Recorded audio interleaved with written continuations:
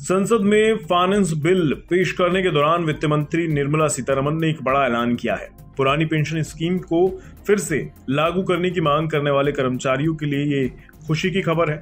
अब क्या है पूरा मामला, चलिए विस्तार से समझने की कोशिश करते हैं। लोकसभा में फाइनेंस बिल को पास करने के दौरान निर्मला सीतारमण ने ऐलान किया कि सरकारी कर्मचारियों के लिए नेशनल पेंशन स्कीम को और आकर्षक यानी अट्रैक्टिव बनाया जाएगा। इसके लिए उन्होंने नेशनल पेंशन स्कीम को लेकर कमेटी बनाए जाने का ऐलान भी किया है। Representations have been received that the national pension system for government employees needs to be improved.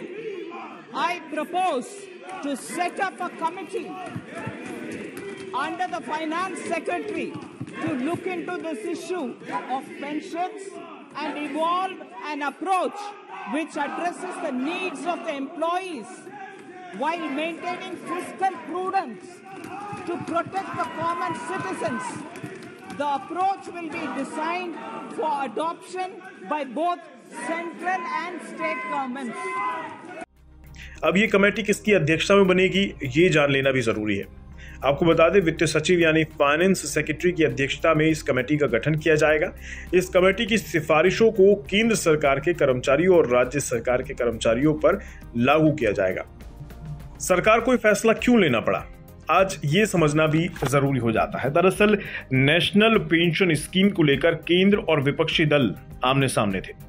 केंद्र सरकार समेत राज्य सरकार के कर्मचारी इन दोनों नेशनल पेंशन स्कीम का विरोध करते हुए पुरानी पेंशन स्कीम को फिर से बहाल करने की मांग कर रहे थे।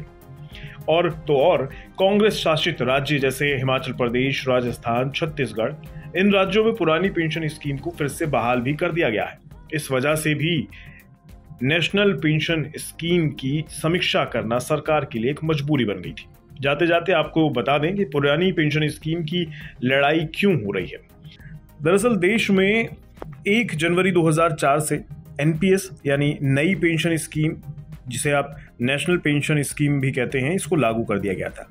दोनों पेंशन के कुछ फायदे और कुछ नुकसान भी हैं। पुरानी पेंशन स्कीम के तहत रिटायरमेंट के वक्त कर्मचारी के वेतन की आधी राशि पेंशन के रूप में दी जाती थी, क्योंकि पुरानी स्कीम में पेंशन का निर्धारण सरकारी कर्मचारी की आखिरी बेसिक सैलरी और महंगाई दर के आंकड़ों के अनुसार होता था। इसके अलावा पुरानी पेंशन स्कीम में पेंशन के लिए कर्मचारी के वेतन से कोई पैसा काटने का प्रावधान था नहीं। पुरानी पेंशन योजना में भुगतान सरकार की ट्रेजरी के माध्यम से होता था। सबसे खास बात, पुरानी पेंशन स्कीम में हर 6 महीने बाद मिलने वाले डियरेंस अलाउंस का प्रावधान भी था।